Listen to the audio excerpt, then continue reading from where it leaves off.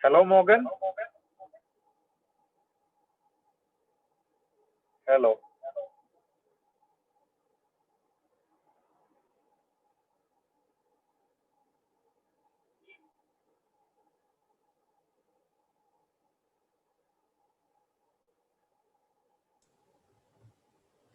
Hi, everyone.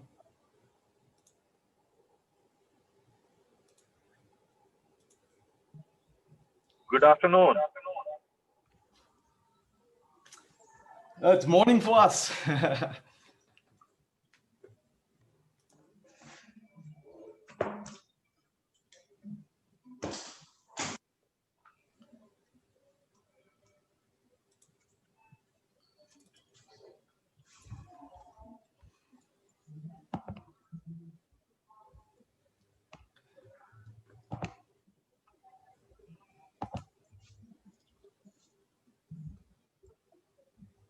Can I share my screen? Hello, Mr. Mogen. How are you? Good, thanks. How's everyone doing? Yeah, you want to share your screen? Yeah. Yeah. Let me. 1 minute.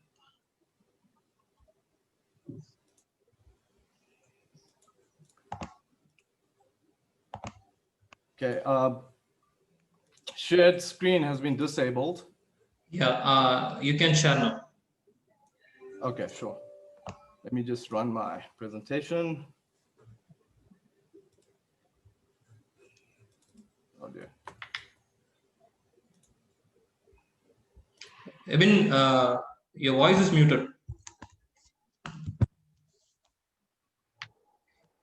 Oh, Hello. Yeah, now it's good. Yeah. So, Dinesh, you can give a brief on AIC Raise, then we can start the presentation. Of course. Yeah, I'm just doing it. Just waiting for another 1-2 minutes. So participants are joining in. Okay, go ahead.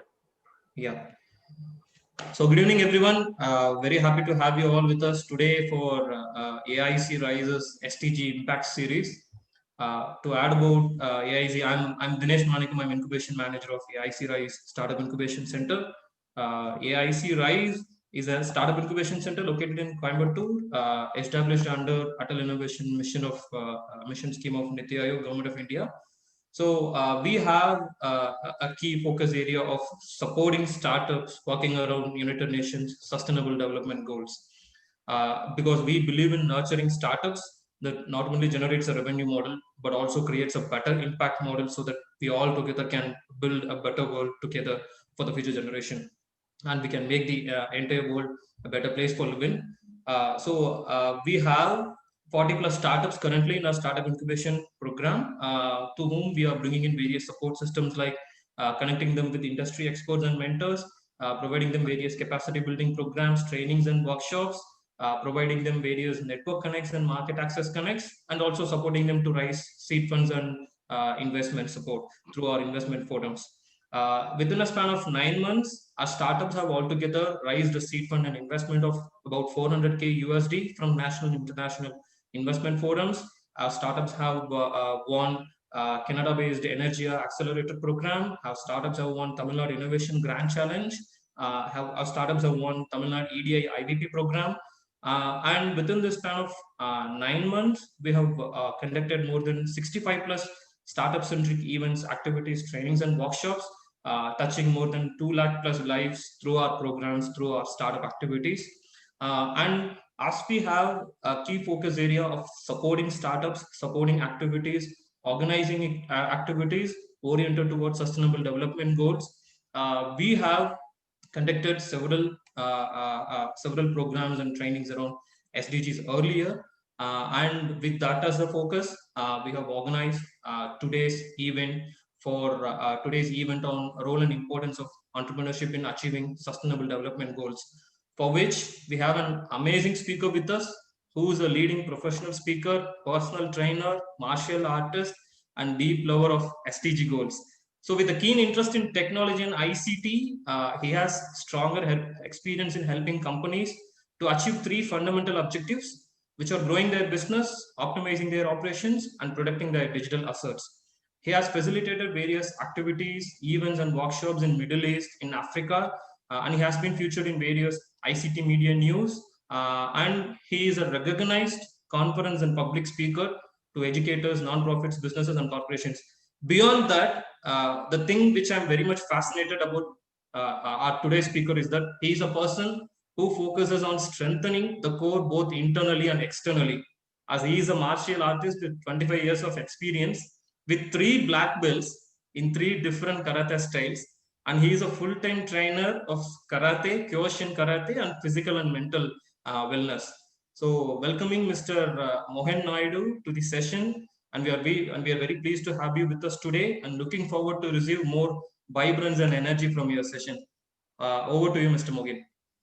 Great stuff. Thanks, Ratnam. Yeah, that was a great introduction. Yeah, I'm glad to be here, and thanks for having me. And I'll guess I'll start with the SDGs. I did receive some excellent questions from most of the entrepreneurs that Dinesh has sent across, and I believe my presentation will actually address some of those questions, but I'm looking forward to actually answer them in terms of relating it to the SDG goals. So as Ratnam says, I am Mogen Naidoo, and I'm the venture coach for Alan Gray Orbis Foundation, and I'm a managing director at Kina Group and 360 Networks, amongst other things. So in terms of today's topic, as I will be talking around the role and importance of in entrepreneurship achieving the Sustainable Development Goals. So just briefly, today's talk, I'd love to start off with giving my story. I want to share the story of why I'm so passionate about SDGs and how I came to the situation in terms of the last 4 or 5 years. I will also then talk around bringing the SDGs to life and looking at understanding what the SDGs are. This is for those who I'm aware that there are experts and such and entrepreneurs are familiar with this, but for those who are not too familiar with SDGs, I'll just give a nice light overview on the SDG goals and what's its purpose. And I would like the key also is just looking at the shift in changes in business. In the light of the recent times, businesses are actually shifting to more societal impacts. And I will talk around the core of today's topic is the importance of entrepreneurship and driving that, going into the social impact of entrepreneurship and the key differences there.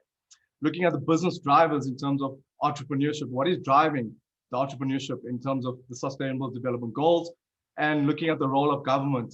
How can governments then assist in getting this formulated in terms of the specific countries.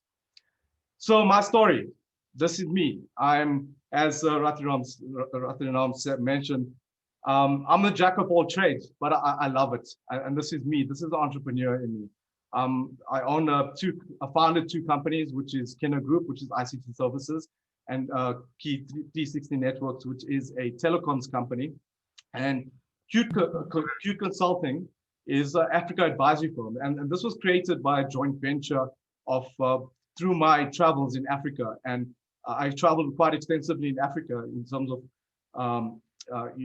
looking at various consulting projects and how the African country works.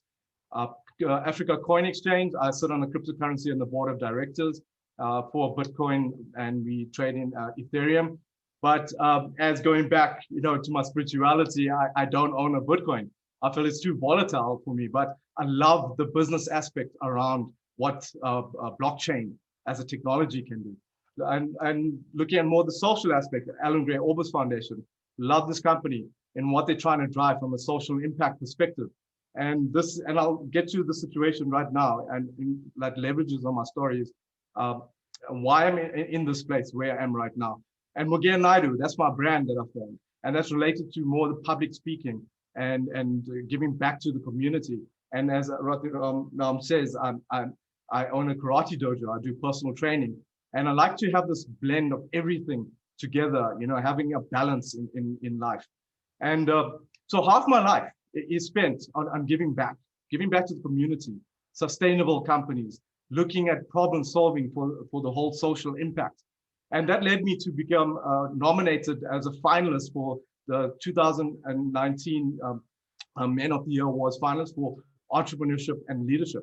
I go to community, from a community perspective, I go to schools, I give advice on leadership, on career guidance. And just tying all this in, I've developed a personal maturity model in terms of a purpose and common good. And in terms of where along these lines and this curve that my businesses sit, and from my personal aspect as well. Looking at Africa Coin Exchange, still very early days. We want to venture out, but we don't have that social aspect. Cute Consulting, yes, to a certain extent, we are in partnership with the Central African Republic government. We've signed an endorsement letter where we're assisting them with rolling out strategies for FDI, foreign direct investments, to get into the country to help develop. They came out from the war and develop low-cost housing in terms of infrastructure, utilities. Kinner Group and 316 Network Holding that are very heavily involved in corporate social responsibility. From that perspective, we go out and do a lot of events, giving back to the community. We get in interns, we develop students. I've just got for 316 digital marketing strategy graduates to come in and offer the strategy for us and take us through this process. And this is giving back, teaching them how to develop themselves from an education perspective and putting them out there. Mogen Naidoo, that's my brand, and Alan Gray Orbis Foundation, very high on the maturity curve, very focused on sustainability, giving back to the community, and overall just for the common good and living my purpose. So in the last 5 years, I really transformed myself internally. And this is, I'm exerting this out because I practice servant leadership. It's essentially holding your employees' hands, holding your partner's hand, and going on this journey with them from a societal perspective. It's all about collaboration and working together for the common good. So just I want to touch on the SDG goals as on the next slides. Is that I want to bring SDG to life. So when we talk about SDGs, we need to understand where it actually came from.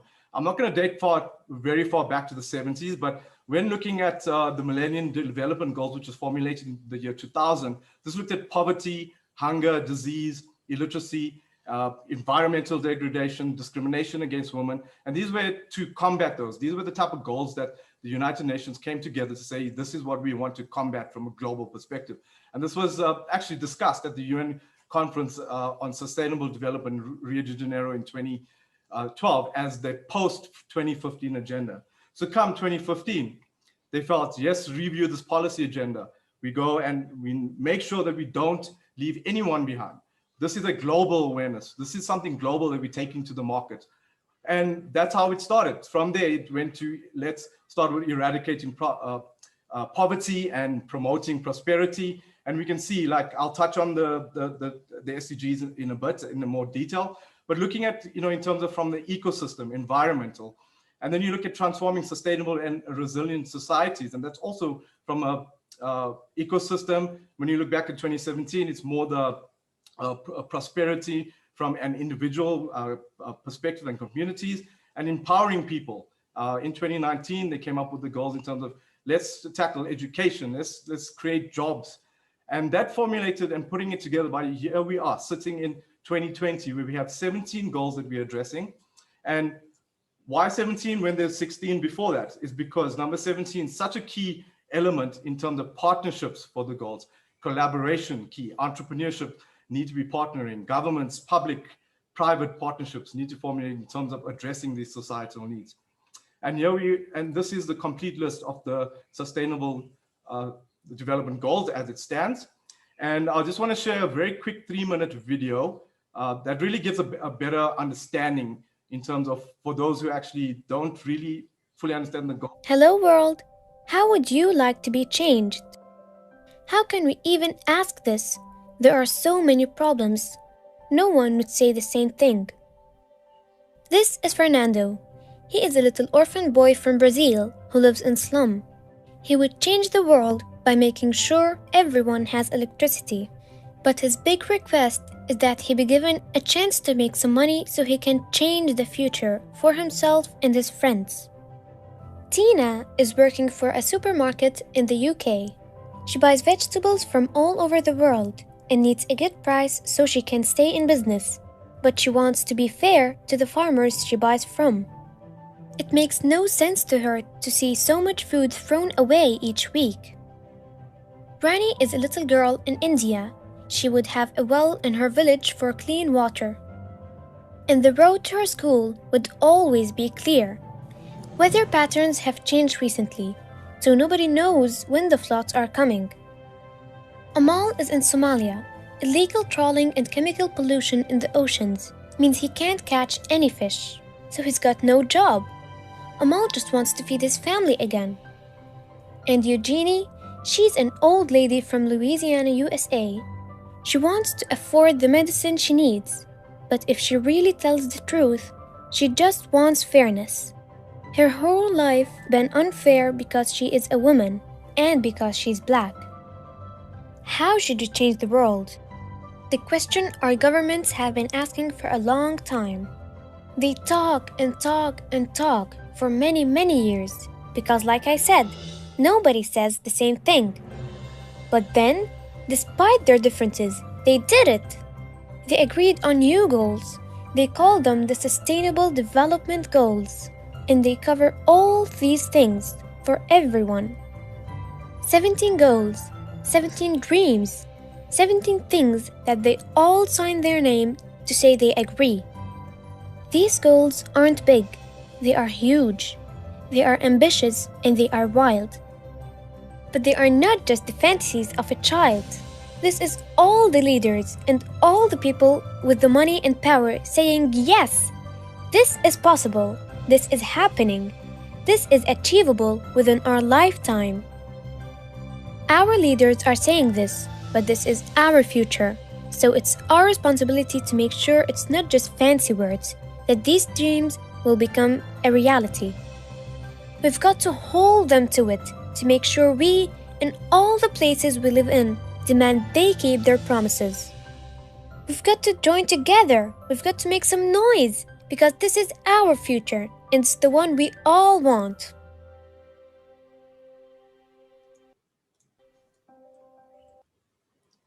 Great. So I hope that puts into some perspective. And let's just get on to understanding the SDGs in a bit more detail. And when we look at the SDGs that they brought on, it really focuses on three core elements, right? And if we look at the center Venn diagram, it shows social, economic, and environmental. So when we look at social, it's the people, economic, prosperity, and environmental. But we can't obviously, see that as in isolation, because while that gives us sustainable, it really limits us to a specific, maybe a specific country or a specific individual.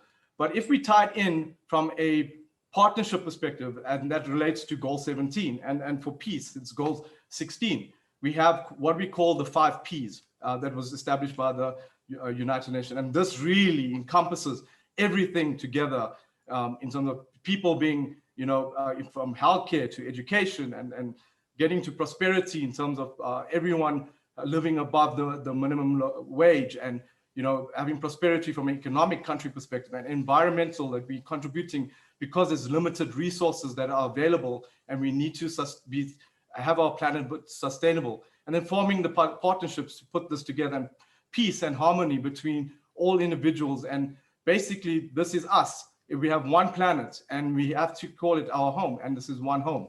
And when we break this down into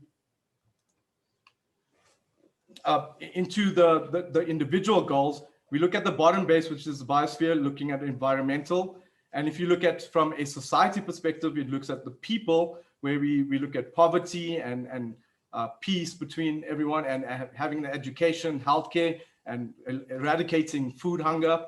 And when we look at from an economy perspective, and that's prosperity, when we look at education and we look at infrastructure development. And obviously, finally, we want to encompass this by formulating partnerships, as I just mentioned earlier. So, but the goals are just from a holistic perspective. Those are just very high level, and it gives us a sense of what we need to address. But where the real detail and the crux comes into is to understand the indicators. And this is very essential for understanding the indicators if you want to address a societal need, and if you want to address it from an entrepreneurial perspective and a business perspective. So there are targets. So the targets in each goal are generally range from 8 to 12 targets. And I've listed 3. I've just given an example of 3, which I found from the United Nations, which is no poverty, which is target goal 1, no poverty. Target 1.1, eradicate extreme poverty for all people. And from an indicator perspective, the proportion of population below the international poverty line. When we drill down into the indicator perspective, there are generally 1 to 4 indicator measures that progress towards reaching the targets and ultimately the goals. So essentially, the indicators are there as a measure and reporting to say, how are we doing? How are we meeting these type of goals? And they split between the outcomes and means. So if you look at from a target perspective, it's generally the outcome of the goal, and the means of implementation is generally regarded as 6A or 6B, but just in terms of what frameworks are available and what can be implemented and the means of implementing that a business or individual can bring to the party. And from incorporating this and releasing this out is reported through an integrated report that we release. And that's available from the UN. It's very deep, you can deep dive and deep level into this from a data analysis perspective, and there's raw data that is available for download as well. And you can see on from a country level where each country, and this is, and we'll cover this from a mapping perspective when we look at, I know a few entrepreneurs have sent me some questions around mapping. We'll cover that in the question session. But looking at the integrated report, yes, this looks very quite detailed, but essentially what this report says is that we do have, what capital do we have? And when I mentioned from looking at your external environment, we all have limited capital, limited availability of capital, and maybe from funding, and it also in terms of from human capital resources. But when we look at from a sustainable development in terms of what an organization or business should achieve, you look at the financial, your manufactured, your intellectual capital, human capital, social and relationship, and your natural capital from your external environment. And this feeds into the reporting structure or your business model in terms of how we input this, what business activities that we are aligned to our strategy as part of our main mission and vision in terms of the companies, and how we're addressing the outputs on that to create value. And from that, you get your outputs and the outcomes that lead to your sustainable development goals that you can see from the colors in terms of where each one actually fits in. But really, the core is in this business model. When we look at it from an entrepreneur perspective and a business perspective, your focus should actually be in what you're feeding in here, but more importantly, what your business model and your shift, because this business model now is your shift to your vision and mission in terms of how do we shift from a traditional business approach to now focusing more on your sustainability. When we look at this into deep driving, we look at the value creation process, and I touched on your vision and mission and what value you create from a sustainability perspective. And this is really lends itself back to your integrated reporting. And why the integrated reporting is so important is that you can be involved from a reporting perspective on your targets, on your indicators that you're trying to resolve, and feed it to the United Nations and upload it to a repository where this information is available for everyone to make use of this data. So the step one, you need to understand from a reporting perspective and value creation and aligning it from your vision and mission to your sustainable development transformation in terms of capital use, is to understand the sustainable development issues from your external environment. How can we address these issues? And step two, in terms of identifying what issues that influence the value creation and developing a strategy to contribute from there through the business model as I just identified. And in step four, develop it and integrated thinking, connectivity and governance in around getting your business model operationally efficient. And then you prepare your report. And this feeds into a detailed report where you essentially you identify the risks. And I'll get into the benefits of actually getting into the report. And that cycle actually goes into a cycle where you continuously, editing the specific business model. When we look at your integrated report and preparing it, the benefits of this is that it helps you from your SDG perspective in terms of mainstream thinking, strategizing, decision-making, and reporting. And this not only influences the SDGs that you're providing information to the Sustainable Development Goals, but it also benefits your business because you can determine what risks are available, what are the opportunities that are posed by Sustainable Development Goals, where can we pivot? Looking at the recent COVID-19 crisis, a lot of companies actually pivoted from their main service offering and identifying solutions, innovative solutions, and optimizing the value creation across your capitals, human resources, funding, and communicating this relevance of value creation throughout the whole business and also globally from that. And it also puts you on a map from a brand perspective and marketing perspective that you are able to communicate this value creation, that you're addressing a societal need, and your customers are there available to actually hear about this, and it puts you more onto the map.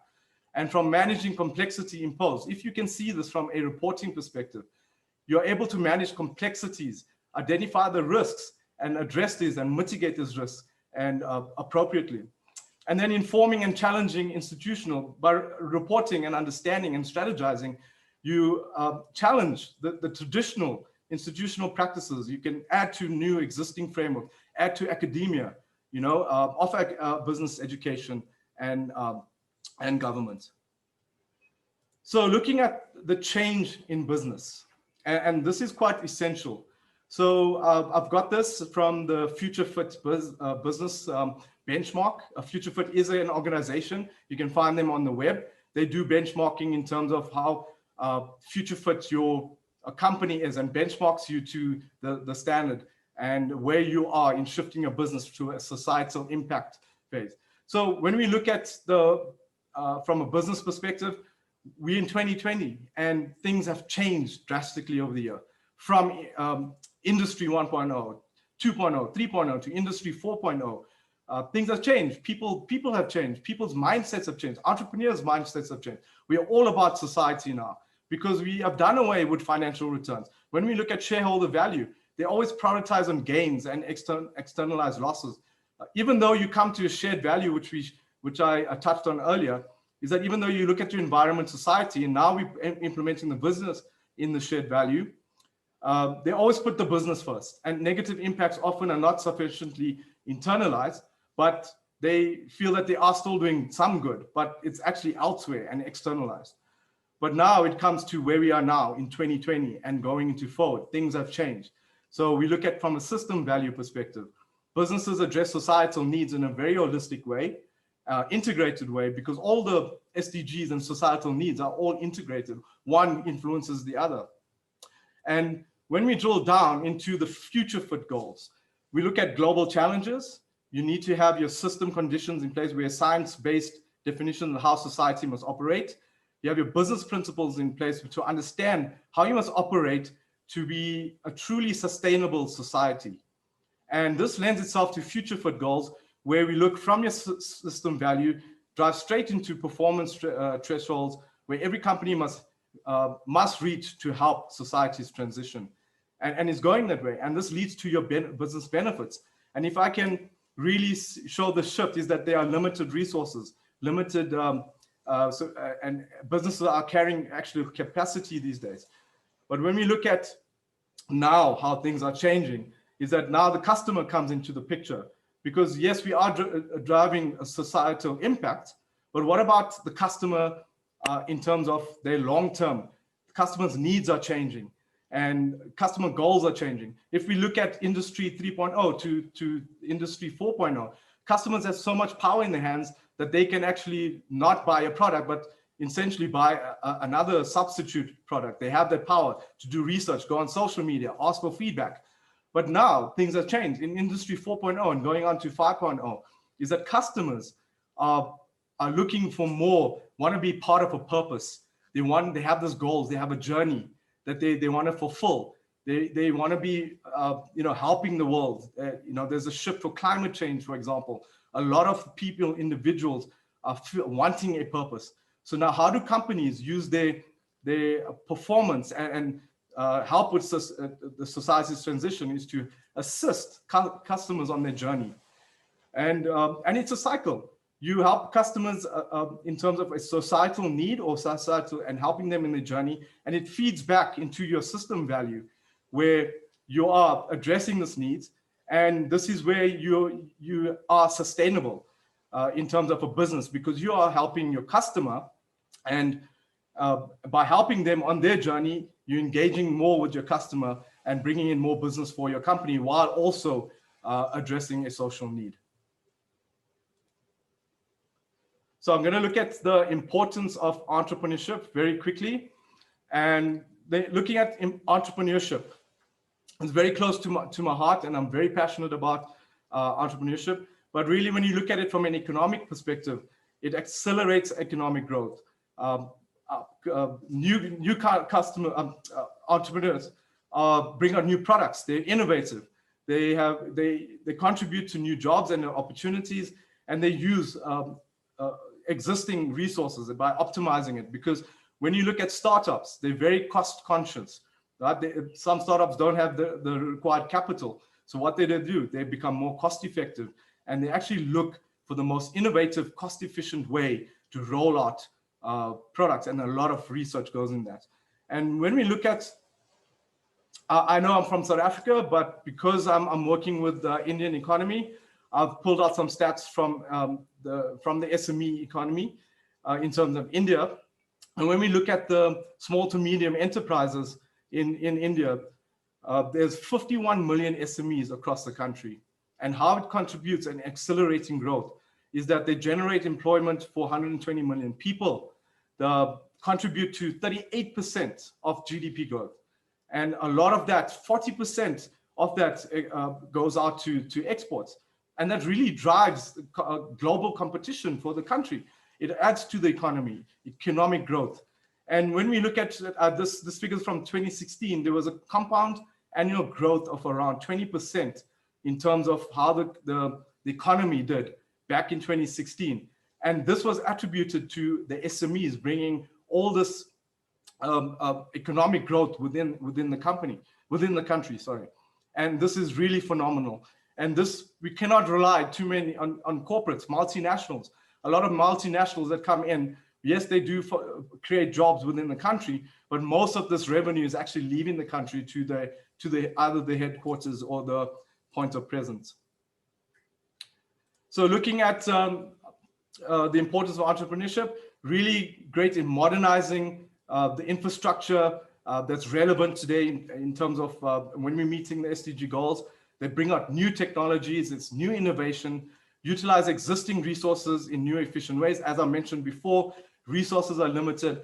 They're very cost conscious, so they actually go out in a cost efficient way to bring out new technologies. And they improve either new enterprises or existing enterprises. And because they're so innovative, it makes it very competitive that they need to be at this innovative, bring in this innovative layer. So in terms of promoting research and development, they cultivate ideas, they form collaboration and partnerships, which is really key because a lot of companies, in terms of forming partnerships, really work together and bring out new ideas and creative ideas. And through support, the best ideas are cultivated. And as I mentioned, promote innovation, solving problems, bringing new ventures and products to markets and technologies. And really, they are more agile. They're more agile than corporates. Corporates, a lot of red tape, bring out releases to product innovation in the market. But also in terms of corporates are now following this entrepreneurship sort of lifestyle in terms of they're opening business units to roll out more innovative so they can actually be more competitive in the market. So when we look at the business units, it's entrepreneurship because it's an internal division within a holding company or corporate company. And they are really, I've worked for FNB, and they had an innovation department, which is very entrepreneurial in nature. And FNB is one of the largest banks and very technology advanced in South Africa. And phenomenal stuff actually came out from there in terms of innovation. And also in terms of rewards, giving back to the employees, giving them the chance to bring innovation to this platform. And last but not least, promotes social changes. And this is really improving the lifestyle, generous thinking, better morale in terms of gender equality, equality for all, and giving higher economic choice. So let's touch on the social impact that of in the previous slide. And this is where really the crux of social entrepreneurship comes from. When we relate this and link it back to the Sustainable Development Goals, really entrepreneurship is formulated from the Sustainable Development Goals 4. And when we look at target 4.4 in that Sustainable Development Goal, it says by 2030, substantial increase in the number of youth and adults. We have relevant skills, including technical and vocational skills, employment, decent jobs, and entrepreneurship. I mean, it's quite a big, it's quite an important aspect to be included in this Sustainable Development Goal, because they realize this, that's the benefits of this. And when we look at from a decent work and economic perspective, and that's where job creation comes from, where Sustainable Development Goal looks at, and target 8.3, where it calls for the promotion and development of policies to support productive capacities, decent job creation, entrepreneurship, creativity, innovation, and encourage formulation and growth in small to medium enterprises through accessing of services. And those are the key. And one of my mentees that I discussed with, and she works for one of the top 4 auditing firms, and she's very heavily involved in Sustainable Development Goals. And she mentioned that the quickest wins, and she deals with all these companies, that the quickest wins is to get, from an entrepreneur's perspective, is to get involved in quality education, and also in terms of decent work and economic growth and job creation. And a lot of funding is supported provided to entrepreneurs to address this. So other goals that I've been familiar with, and also in terms of touching on companies that are in South Africa that are involved in, is a lot of food, in terms of food security, security in terms of from a social security perspective, climate change, very big thing, education, as I just mentioned, healthcare, another huge element, especially in South Africa, and particularly in India, as I'll show you some stats, and sanitation and water. I will go through a specific research that I've done in a community of this. I will use that as a use case for the Sustainable Development Goal 6. And gender equality, very big thing. We are struggling in South Africa with a lot of gender-based violence, and women in business, and women equality, and entrepreneurs, and really promoting these things, and doing away with gender-based violence, and really focusing on women and our kids, and also getting the youth involved in entrepreneurship. And reliable sources of energy. We actually moving now to renewable sources of energy, because our grid, in terms of our main electricity and utility supplier, cannot maintain the grid effectively. So we are looking at other sources that a lot of entrepreneurs can get involved in. So I'd just like to use 2 examples that are pulled out from the UN, and I'll touch on in terms of how entrepreneurship can address this. From the Sustainable Development Goal 9, the industry, innovation, and infrastructure. We look at focus on building resilient infrastructure, promoting inclusive and sustainable industrialization, and fostering innovation. So, and one key is that we are assisting Central African Republic with foreign direct investment. And the key there is bringing in more. They just came out of the war. So they want to uplift their economy, bring their company back into the thriving economy it was.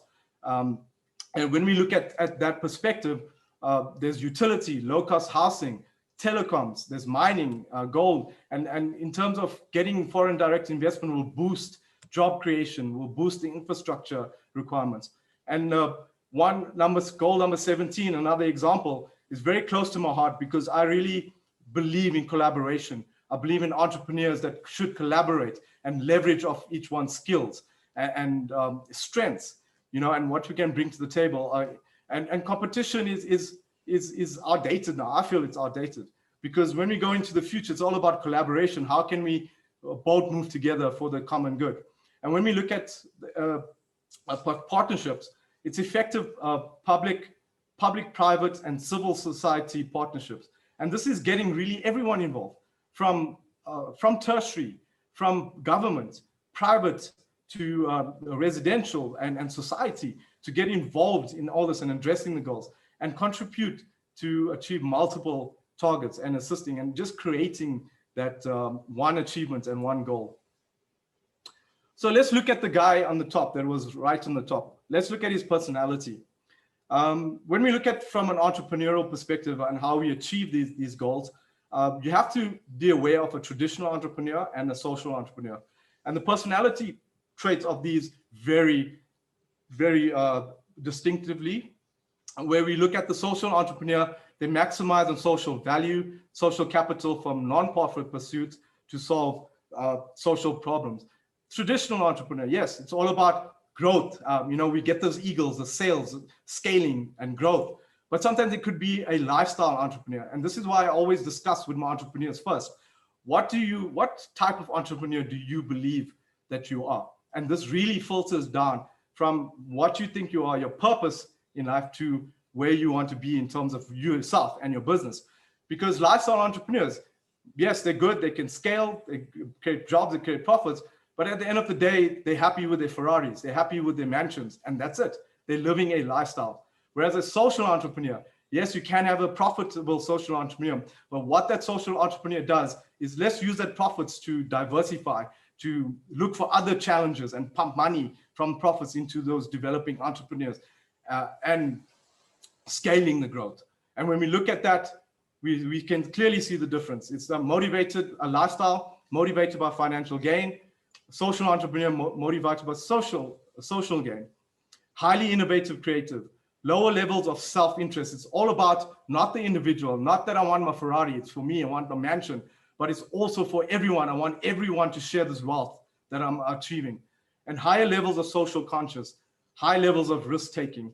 And yes, they are quite extroverted traits that an entrepreneur who seeks personal and shareholder gain, which goes back to motivated by financial gain, high levels of self-interest, going back to the lifestyle, and low levels of social conscience, because we just worry about the money and we don't care whatever happens to the environment or whatever happens. And you know, the oil companies have been blasted for this for many years, and that's what's filtered down.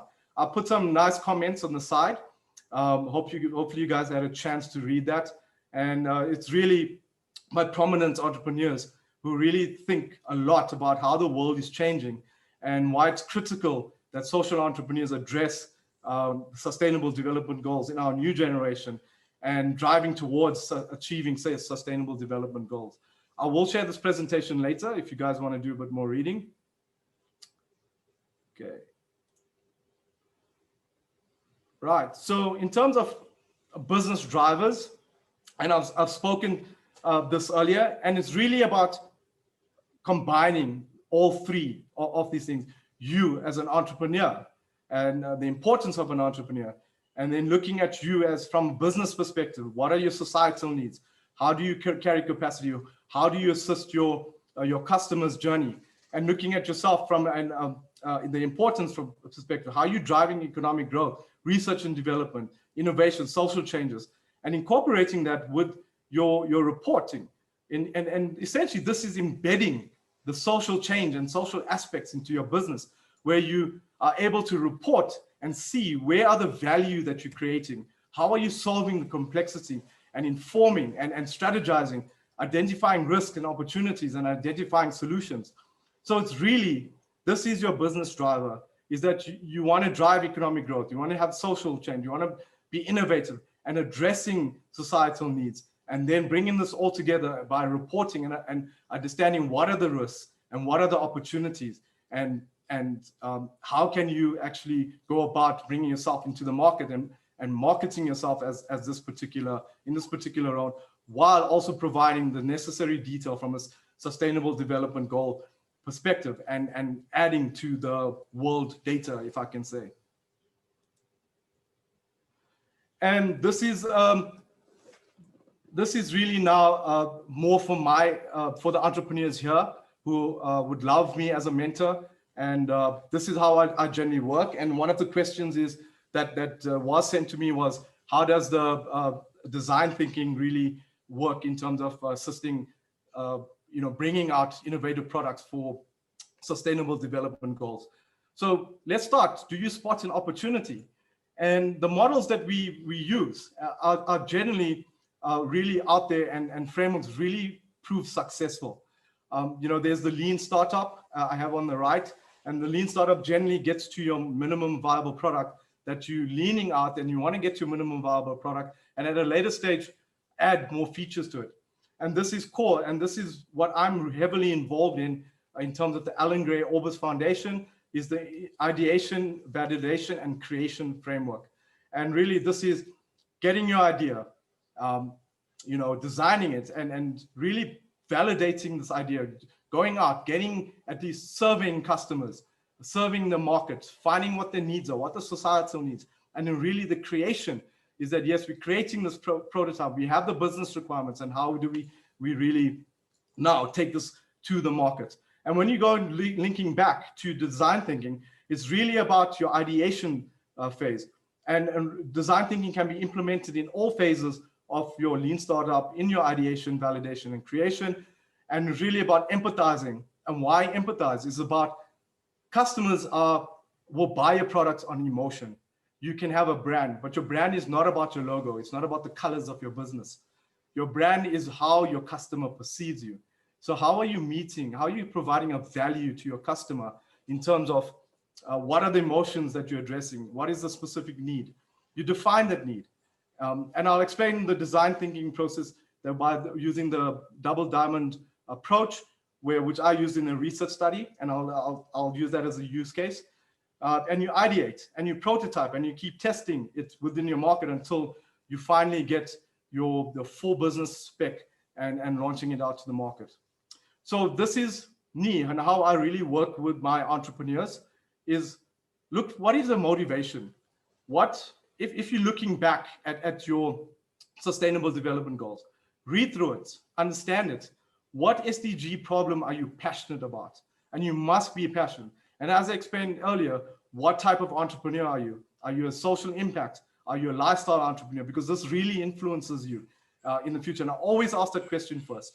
And then looking at your understanding your why, and your why is really your purpose. And this really ties in to what type of entrepreneur you are. And I love Simon Sinek's, Simon, S-I-M-O-N and S-I-N-E-K. I love Simon Sinek's approach to his understanding the why and what you do and how you do it, but really it lends to your purpose. And then from a startup phase, your vision and mission, understanding it clearly, it boils down to your problem statement, from a vision and mission, a holistic perspective that you're giving to the market.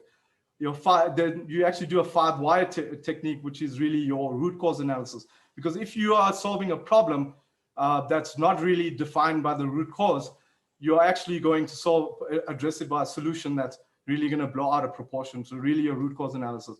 Then you identify from that root cause, what is the value proposition, and it lends itself to the business model canvas. And I'll take my entrepreneurs through the business model canvas in very much detail, because you look at your value proposition, who your target market is, who your relationships with the target markets, what is the business requirements after that, and then how do you get the key activities that are defined from your business requirements. And then you take these and then you validate it with your customers. You get feedback on this, and then you prototype it and you launch the product. And then from that perspective, you can expand. Then you look at sustainability, continued impact, and future plans. Sorry, I can't see the message. Sorry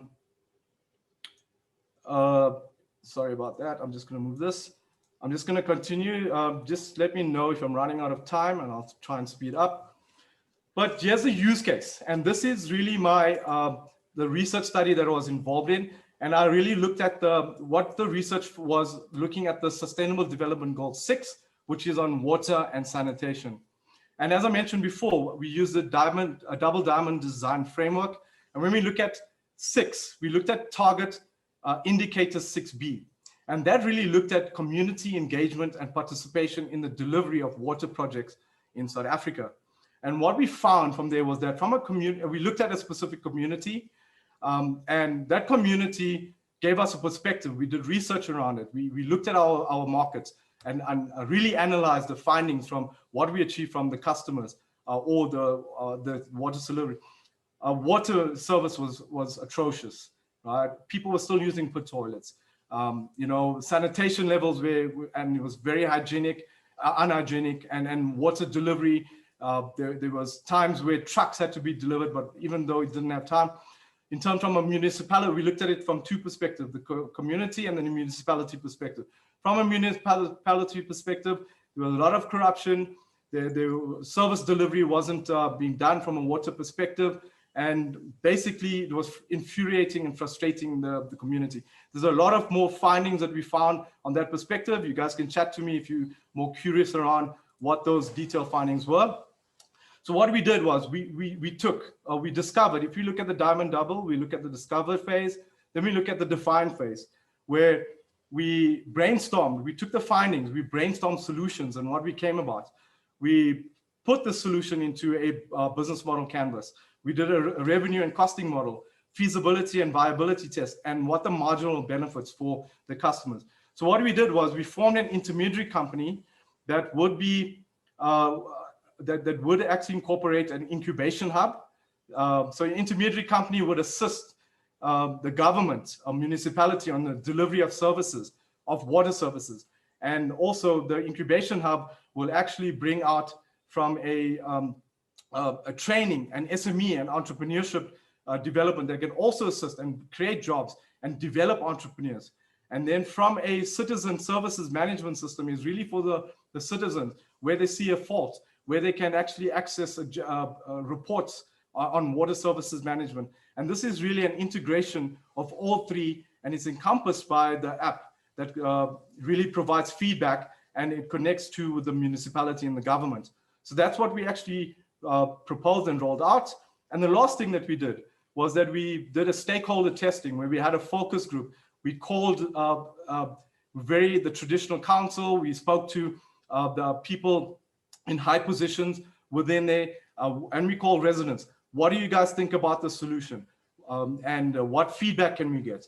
And all in all, they loved the solution. They loved and they gave very great feedback in terms of improving the solution that we did. And now we're ready actually to roll out this particular solution. And thus, we're going to incorporate the integrated report and that we can feedback into the Sustainable Development Goal 6, Target 6B. So this is just an example of how you can actually get yourself and identify problems and solutions and really getting yourself entrenched in the market and identifying what is actually occurring within communities on Sustainable Development Goals. Cool, and last but not least is the role of government. And sorry for the heavy text here, but this is really a policy to enhance entrepreneurship within SDGs. And key is that government must get involved. And if we look at statistics around India, so severe problems with gender equality, 26 out of 28 states. Severe problems with healthcare, 6 out of 28. And in terms of severe problems with housing, 13 out of 28 states, severe problems. Severe problems, extreme poverty, 14 states. 20 states with severe hunger problems. And I mean, gender equality is such a major issue. And we look at severe hunger as also one of the major issues. And so it's things like this that we need to identify and what's the social impact that we can actually address with these.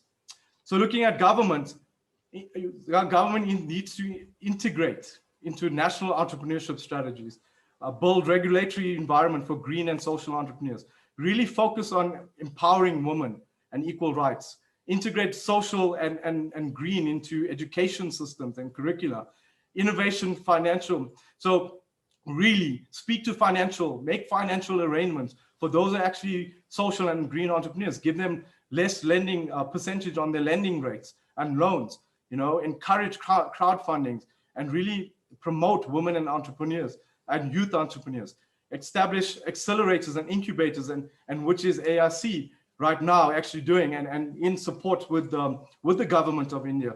Very great stuff. And this is what we need, is that government needs to see this and really push and identify that entrepreneurship is really key for establishing and achieving these goals. And really promote inclusive entrepreneurship networks, because it's about collaboration. It's about sharing. It's about working together for the common good. And key is also women and youth. Drive that entrepreneurship in terms of women and youth, and promoting mentoring, and with the focus of women and youth is also, and this is why I'm here. You know, this is my purpose, mentoring and being involved from a government perspective. I really want to get more involved also from a curriculum perspective, addressing the education sector in South Africa. I have very good ideas in terms of from a 4IR perspective and how the syllabus could change. And that's the government policy that they need to bring about. So in terms of concluding remarks, this is what I recommend to my entrepreneurs and who I'm actually going to mentor, is keep this in mind. Find your purpose. The best thing you can do is really understand your purpose. What are you driving? What is your social impact that you bring? What are you passionate about? And then embed this within your organization from the start. Embed social entrepreneur. I'm going to use technology perspective, is that when we look at Google and when we look at Microsoft, Google really started as a data culture company. And this is why they got their data maturity right, where they can market so well, where they can do analytics so well, and where they know every single bit about every division of their business. If you can embed a social impact in your business, it will really help you be a sustainable business in the long term. And keep innovating. Come up with ideas, research, speak to other entrepreneurs, speak to your mentors, speak to your coaches, and ask for advice. And it's all about value creation. It's about, yes, you have a problem, but what value can you create for a societal need to a person? And going back to your collaboration and partnership, very key. I love collaboration. I love collaborating with other entrepreneurs and really driving a social need. And the key also that's embedded with your organization from the start is get used to the reporting and feed in and contribute to a larger cause in your business, and also from a larger perspective in your to a global perspective.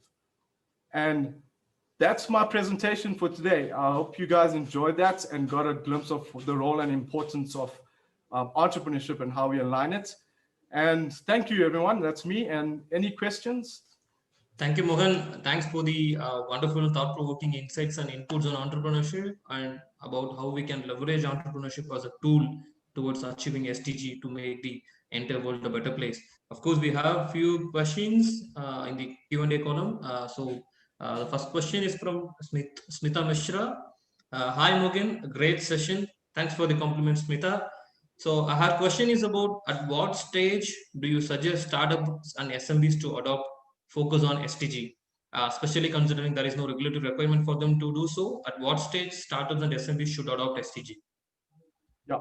So the stage is really ideation stage.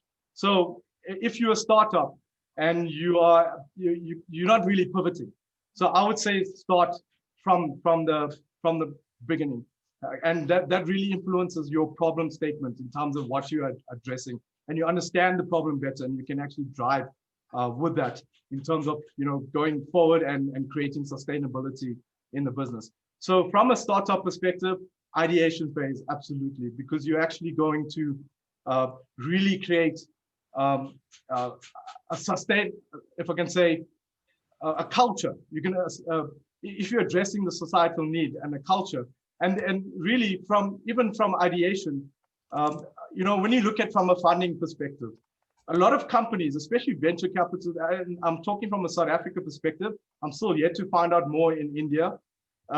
They always go for those who are in the growth stage and those who are really from, because they look for revenue and profit. What can I get out of this? What is my return on investment? But when you look at the funding from a social development perspective or sustainable development, there are grants. If you come up with a proper business idea and in the ideation stage, there are grants. There's really companies out there that actually contribute funding to get your idea, where in the form of grants. Government can provide us in the form of grants. Associate yourself with various incubators that can actually assist you in delivering on this and gaining. And also from that perspective, even though in the ideation stage, from a startup perspective, there's competitions that you can run. Seed Stars, I'm aware, is also run a lot of competitions where ideation can also go through and win funding to start this particular business. But I know that from my experience, is that from a social development goals perspective, if you're addressing it from an idea perspective stage, you will get the attention. So I definitely say start from an idea stage. Yeah. Thank you, Mogen. And we have another question from Mr. Ranjit Kumar. It's about the type of benefits or kinds of support systems from UN for startups and ventures that are focusing on SDG related problem statements across the world. Yeah. Okay. So I'm not too, in terms of that, I know the World Development Bank in partnership with the US UN. There's a lot of funding structures. I know that there's financial bonds perspective that are actually that give you the attributed to providing for the financial aid to get your to support you on your SDG journey. And also there are partnerships with various governments that also have an agenda to develop this. So they actually partner with governments in addressing this and establishing the entrepreneurial a base. But I can't comment further on that. I can get more research, but there's a lot of information in terms of the partners that are available on the UN website. I really love the UN website in terms of how they did a phenomenal job in terms of providing the information that's out there, from getting partners to getting affiliates and giving this type of information out. Yeah. So another question from Tony Alapat. Shed some light on data collection against SDG indicators and how to do it efficiently. Okay. So the detail really is, so in terms of data collection is really comes from your reporting stage.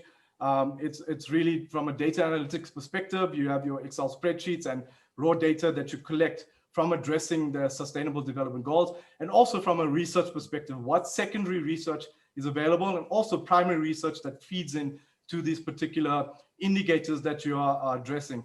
And if you look at the UN website, you can actually download metadata from there to have a view of what type of information that they actually collect from an indicator perspective that they address. And you can filter it by countries, you can filter it by continents, and get an actually aggregated view of what's currently happening in specific industries, in specific SDGs.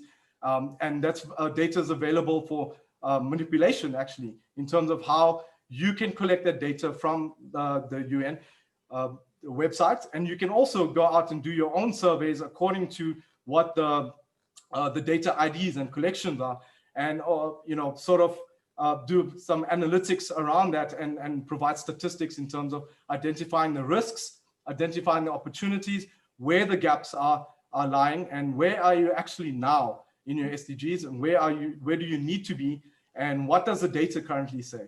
So a lot of information is available on the UN site, and it's up for manipulation. There's raw data. Yes, and if you need assistance around from an analytical perspective, I'll be more than glad to assist in that perspective. Yeah. Thank you, Mogen. And we have another question in the chat box from Mr. Lahan. It's about, is the emotion connection of a company to the customer is only based on the product or the social message which is embedded along with the product? How it should happen? Yes. So the social, the emotional component is the actual need that the customer requires. So the product needs to address that specific need. So it comes from your identifying the problem statement, then identifying the value proposition in terms of my customer is going to give up his hard-earned cash for this product. What am I going over and beyond than taking his cash? Is it that I'm delivering not just the product, but what is the emotional aspect that I'm addressing?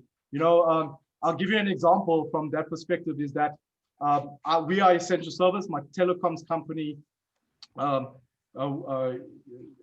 worked during lockdown because we're essential services and we provided from a customer perspective. And we actually identified that it required me to be on the customer premises, right? And not just so when I went to the customer premises, I understood what my employees did and what the customers' pain points were. I understood what their pain points were, what were their goals. And from that, I got the emotional aspect and their needs and understanding it. And I'll give you an example from a technical perspective. In South Africa, some companies really deploy fiber technology, connection, internet connectivity from 7 to 2 weeks. We brought that from understanding the customer's emotions and process. We brought that process down to 2 to 5 days. And really that emotional, that we gave feedback that we really addressed their needs and that emotional burden, that convenience. We made it more convenient for the customer, and that's the emotion that we need. And now they trust us, and that trust went to word of mouth, where people started talking about our companies and addressing their convenience and their trust. And so it really has to come from your problem statement that you're addressing, then your value proposition, because your product is just a tool. A product is just a tool or service that you're addressing that particular need at the end of the day.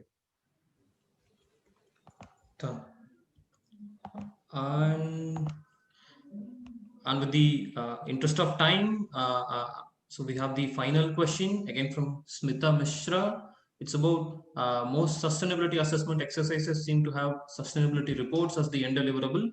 Do you suggest the report to be a particular framework like GRI, SASB, TCFD, PRI, or a simple collection of all business processes and sustainable practices and actions listed along it would be sufficient? So she's just asking about the assessment exercises of sustainability. Yeah. So in terms of assessment exercises, it's really how do you meet the sustainable development objectives? And yes, it could be a simple assessment, but really follow the methodology in terms of what the UN is actually seeking and really delivering on those objectives. And then define from the assessment perspective, what are the risks and what are the opportunities on that regard? And then, developing appropriately your processes and risk mitigation strategies and identifying what gaps can you fill from that. So definitely, yes, you can do a very good assessment, very high level assessment. And even so, from a high level mapping perspective, if you look from a mapping perspective in terms of objectives, you can see how the UN does it. So I really would suggest meeting the objectives of what the UN Sustainable Development Goals is trying to achieve, and then do your assessments based on that methodology and strategy and frameworks that they propose. So thank you, Mogen. That was a wonderful session. We are very happy to have you with us today, and very happy to have you also as one of the mentor of AIC Raise. And thanks for expressing your interest to join our mentor pool, for supporting our startups which are working around various UN SDG and social impact-centric problem statements in India. And looking forward to have more of your thought-provoking inputs, insights, and energies to pump in a lot of energy to our startups to help them to scale. To help them to scale globally. Thank you once again, Mogen. Thank you once again to all the participants for spending your time with us today. Hope you had a wonderful takeaway. And in the chat box, we have shared our feedback form. Please feel free to share your feedback about this session with our feedback form so that we can enhance our upcoming sessions as well. Thank you so much. Thank you, Mogen. We'll catch you all around in another set of SDG Impact Series webinar. Thank you so much. Thank you. Thanks, guys. Thanks for having me. Thank you, Mogen. Thank you. Great. Cheers.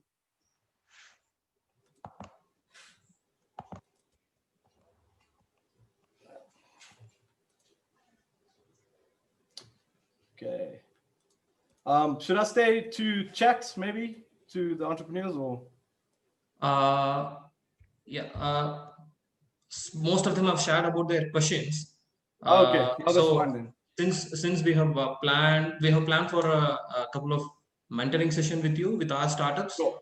the startups onboarded into the incubation program. We have 40 plus startups. So we are planning for a rapid fire kind of a mentoring session with you in maybe next week based on your availability. Yeah.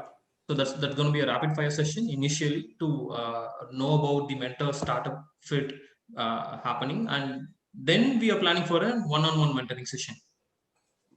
So everything based on your schedules and availability. Yeah. Not a problem. Yeah, Abhin and myself will be getting back to you regarding the mentoring session for the startups. So we're just working on the schedules. I'll do one thing. I'll share the startup details with you today. So you can also go through the list of startups we have, and we can talk again regarding the mentoring session part. Great stuff. All right. Thanks, Dinesh. Thank you. Will you share the recording as well, if you don't mind? Yeah, I'll share you the recording as well. I'm going to upload it to the YouTube, and I'll share you the YouTube link as well. Okay. Thanks. Cheers, everyone. Have a good day. Thank you, Mogen. Thank you so much.